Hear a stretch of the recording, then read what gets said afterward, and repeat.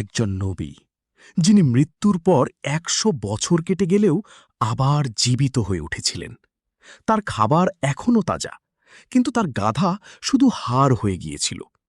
কুরআনের এই অবিশ্বাস্য ঘটনা আজও অনেকে জানেন না। আসুন শুনি হজরত উজাইর আলাইহিসসালামের গল্প, শুরু থেকে শেষ পর্যন্ত। বনি ইসরাইলের যুগ। হজরত উজাইর আলাইহিসসালাম ছিলেন একজন অত্যন্ত জ্ঞানী ও নেককার ব্যক্তি। একদিন তিনি একটা ধ্বংস হয়ে যাওয়া জনপদের পাশ দিয়ে যাচ্ছিলেন। ঘরবাড়ি, ছাদ সহ ভেঙে পড়ে আছে, মানুষজন কেউ নেই। তিনি মনে মনে ভাবলেন, আল্লাহ এই মৃত শহরকে কিভাবে আবার জীবিত করবেন। আল্লাহ তাআলা তার এই প্রশ্নের উত্তর দেখানোর জন্য তাকে মৃত্যু দিলেন। ফেরেশতা এসে তার রূহ কবজ করলেন। উজাইর আলাইহিসসালাম ১০০ বছর মৃত অবস্থায় পড়ে রইলেন। ১০০ বছর পর আল্লাহ তাকে আবার জীবিত করলেন।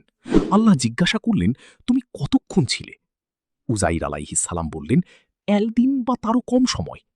আল্লাহ বললেন, না, তুমি ১০০ বছর ছিলে। তারপর আল্লাহ বললেন, তোমার খাবার আর পানীয়ের দিকে তাকাও, দেখো সেগুলো একদম তাজা আছে।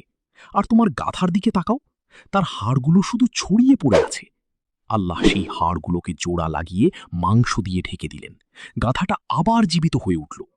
এই অলৌকিক দৃশ্য দেখে হজরত উজাইর আলাইহিসসালাম বলে উঠলেন, আমি জানি নিশ্চয়ই আল্লাহ সবকিছুর উপর ক্ষমতাবান।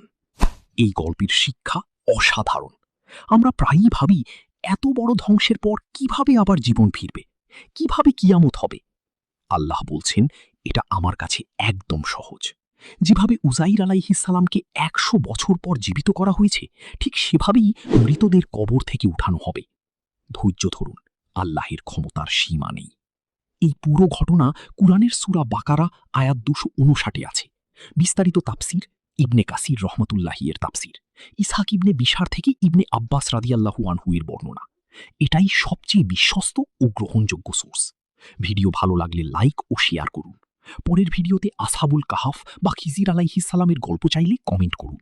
আল্লাহ আমাদের সবাইকে এই গল্প থেকে শিক্ষা নেওয়ার তৌফিক দান করুন। আমিন।